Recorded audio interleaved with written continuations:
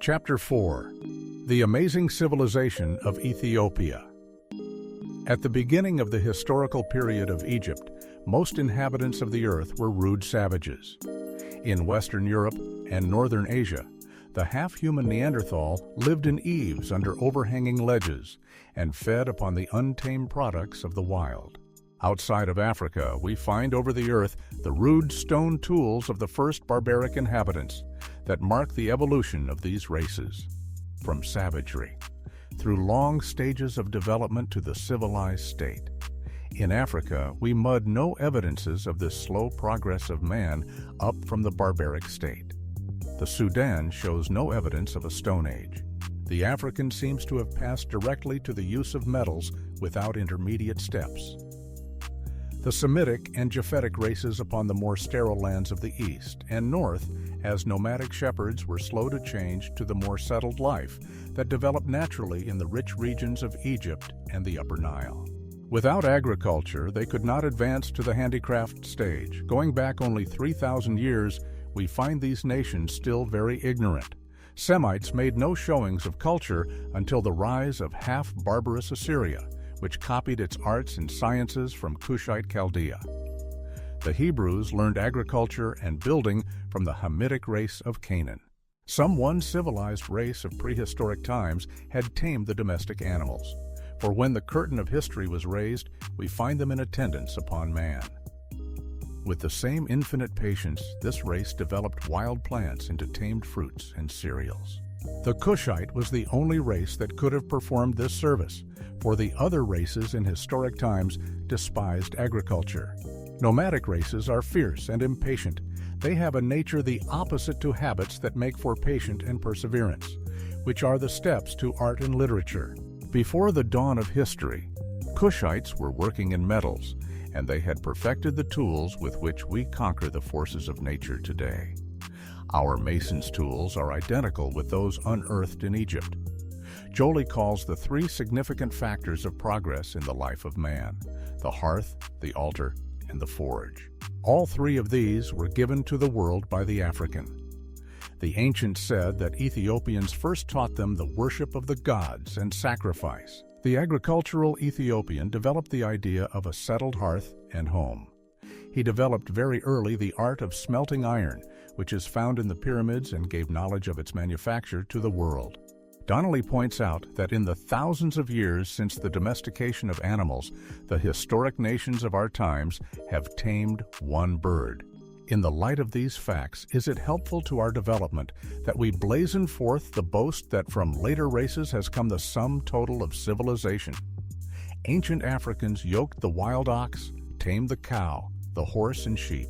This is why animals play such an important part in the old Cushite mythology. Africans subdued the elephant as early as the Cushites of Asia. Ancient sculptures show the African lion tamed. These indefatigable men domesticated wheat, barley, oats, rye, and rice. In fact, all the staple plants of our civilization were fully developed so far back in the distant ages that their wild species have disappeared. Think how helpless we would be today without them. Reclus declares, "We are indebted to the African for sorghum, dates, kaffir, coffee, and the banana, also for the dog, cat, pig, ferret, ass, and perhaps for the goat, sheep, and ox." The first African explorers found the country covered with cattle parks, in which the natives kept thousands and tens of thousands of cattle of remarkable breeds, rare skill being shown in their handling. A botanist of the Smithsonian Institute recently traveled 9,000 miles through Africa, finding species from which valuable grasses, grains, forage, and fruit may be obtained. We are still reaping the fruits of the earlier zeal and genius that tamed the first plants. Ancient Ethiopians were wonderful agriculturalists. The melon and sweet potato produced there are far more delicious than ours. The races to which agriculture was not native present the spectacle today of crowding their populations into cities. Ethiopians developed Jong staple cotton, millet, katur, and Sudan grass. The unusual size and flavor of African fruits were not the result of accident, but of labored perseverance and skill.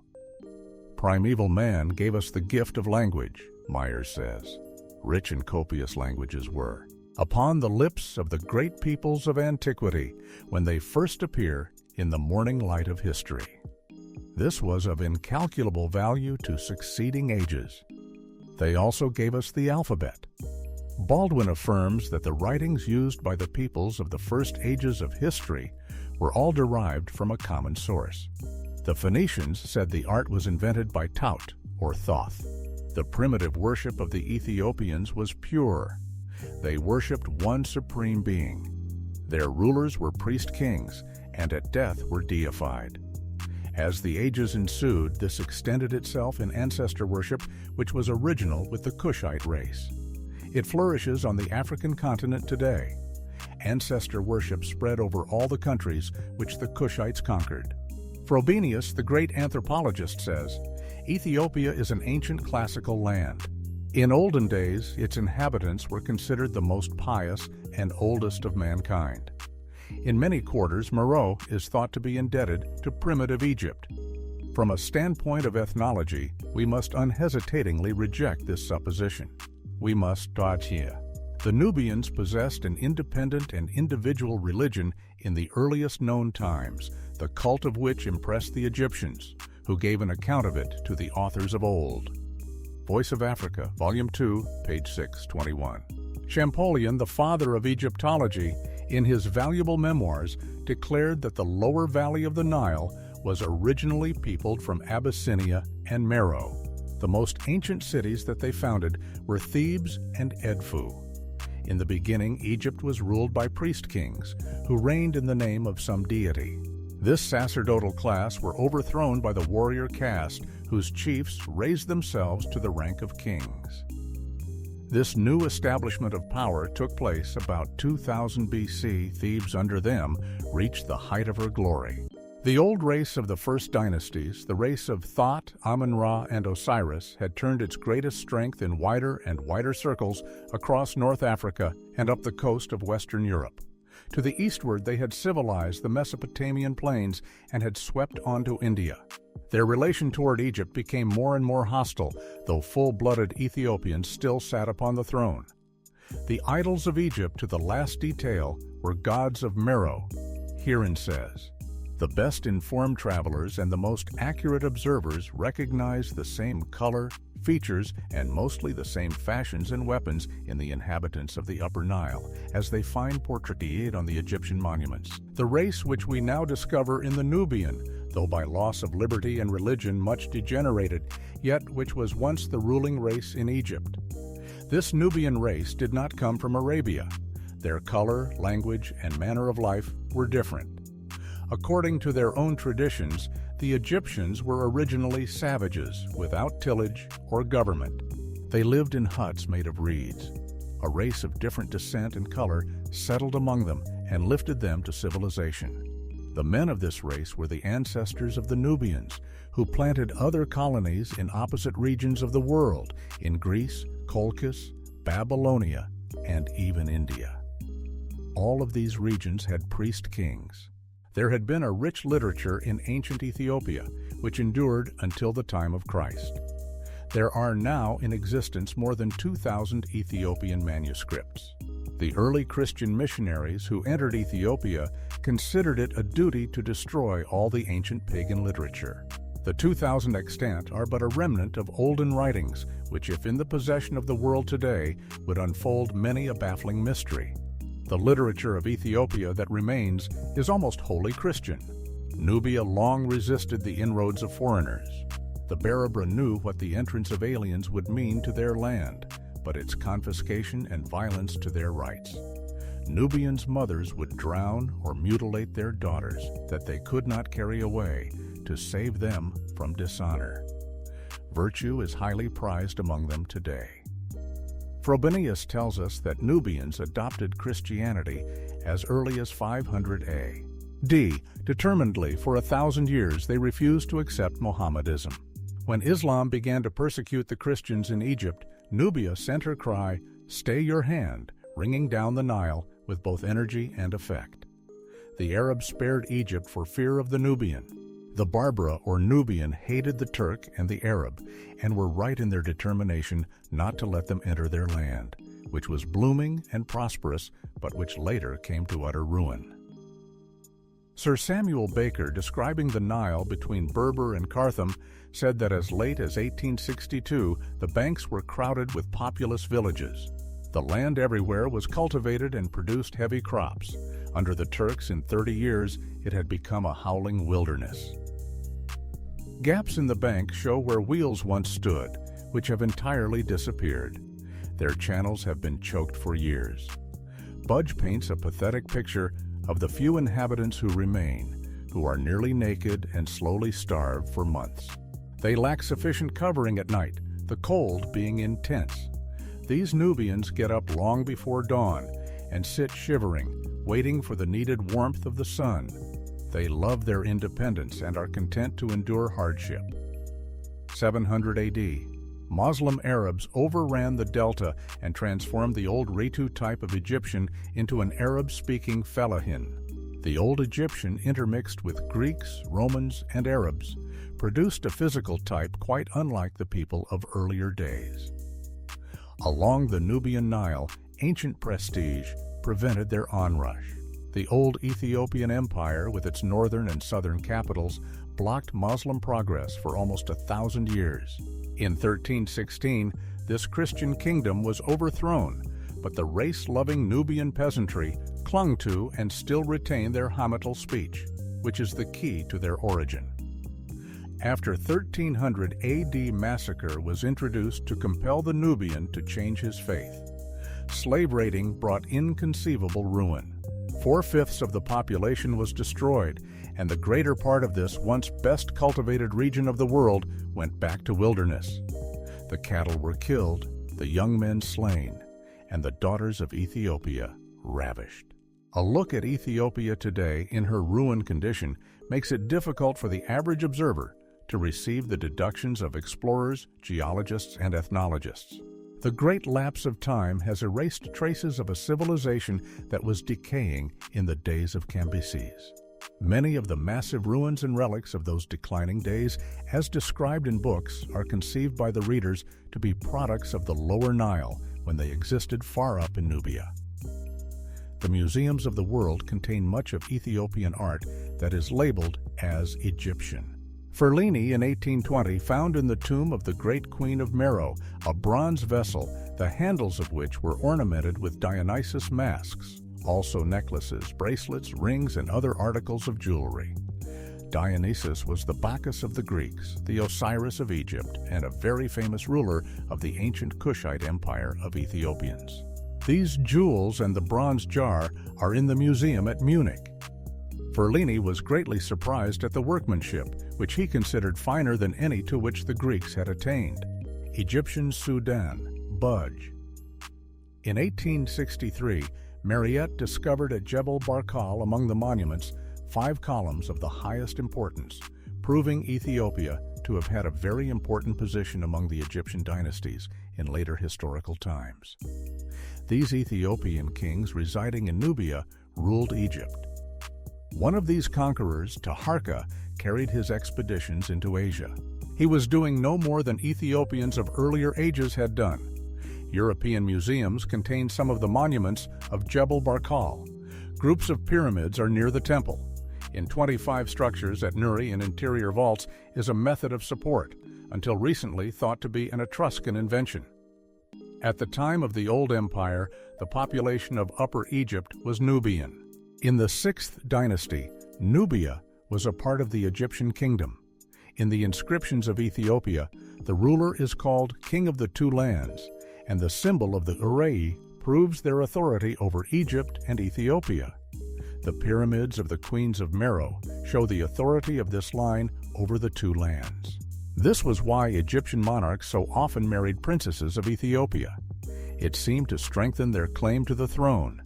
Late excavations of Harvard University in Old Ethiopia have unearthed at Napata a royal cemetery more than 2,000 years old. At Nuri, they examined the tombs of 20 kings and 25 queens of Ethiopia from 660 BC to 250 BC. The line of Candace was highly honored in Ethiopia. Their jewelry was very elaborate and purely Meroitic in style and workmanship. At the feet of the great queen were the gods of the north and south, tying the two lands together, the two lands that in their beginning had been one. The symbolic representation of the union of the north and south is found at a very early period in Egypt, her pharaohs bearing the title King of the Two Lands. Hoskins infinitely preferred the pyramids of Meroe for their elegance of architectural effect to those of Gizeh. He viewed the ruins of Meroe as the last architectural efforts of a people whose greatness had passed away. These rulers were fully Ethiopian in features and hair. In their titles was the name Amun-Ra. Some of the largest temples of Nubia were built by this line of kings and queens. The power of Tarkaka and Panki, who subjugated Egypt, is attested by the sculptured reliefs of the scenes of their battles. In the 22nd dynasty of Egypt, the country having become so intermingled with foreign blood, the main body of the priests of Amun, who had ruled so long at Thebes, emigrated into Ethiopia. Favors shown to foreigners so displeased the military class that they deserted in a body to Ethiopia, 240,000 soldiers. Pharaoh made overtures to them, but they would not return. These were the former ruling class of Egypt, returning to the land and culture from which they had originated. The term Nubia was unknown to the ancients. Everything south of Egypt was called Ethiopia, the land of the dark races. Though the local traffic is small, a very large caravan trade still passes through Nubia between Central Africa and Egypt. The Nuba tribes of Kordofan seem to constitute the original stock. The Nile Nubas are closely allied to the Nubas of Kordofan, who are admittedly, says Britannica, Volume 17, Nubia, of Negro or African stock and speech, so the Nile Nubas must be regarded as essentially a Negro people. The Nile above Egypt has always been occupied by these people. Many Nubians are artisans, small dealers, porters, and soldiers in Egypt, where they are noted for their honesty and cheerful and frank temperaments. The native tongue is very sonorous and expressive. It is of distinctly Negro character. These barbarians in Nubia are labored agriculturists. Faithful, obedient, cleanly, and Keene insists that nearly all of them understand arithmetic and know how to read and write. Many Nubians recall the Retu type upon the Egyptian monuments. These people of old Ethiopia wear today the plaited turned-up beard of the Egyptian gods and a style seen in Etruscan sculptures. Amun-Ra, from whom a long line of Egyptian monarchs descended, was an Ethiopian god. He was the most terrible of the Egyptian gods to look upon, with his blue-black complexion. Ancient Egyptians were so determined to represent him as black that they produced a singular black effect by laying on a dead black color and treating it with blue, through which the black remained visible. The Sudan in those ancient days was considered as but a continuation of Egypt. The greatest of the Sudanese gods ranked with the Egyptian gods. Thutmose III of Egypt called himself royal son of the land of the south. His son Amenhotep appears on the reliefs of the temple of Thelmas, making offerings to the Nubian gods. Reclus tells us that at Dongola, the capital of Nubia, is the ruin of one of the largest and finest specimens of ancient architecture. The columns are as elegant as those of Greek temples. The crests of the neighboring rocks are crowned with towers and strongholds and walls of ancient entrenched camps. Nubian castles differ but little from those of the Rhine. They were both built by the descendants of the Cushite dolmen builders. These Nubian castles are the remnants of a feudal system similar to that of Europe. This system is still alive in Abyssinia today. In the Nubian castles, the battlements, keeps, and roofs are all broader at the base than at the summit, and all the towers are conical. Ramses II built wonderful temples in Nubia. The rock-hewn temple of Abu Simbel, for simple grandeur and majesty, is second to none in all Egypt. He built another temple to Amun-Ra at Napata. The Harvard expedition found the ancient Ethiopian kingdom had been called Seba or Sheba. It was that part of the empire from which the Queen of Sheba had come with rich gifts to Solomon. Josephus, the Jewish historian, called her a queen of Egypt and Ethiopia. This was in the ages when Egypt probably was the two lands.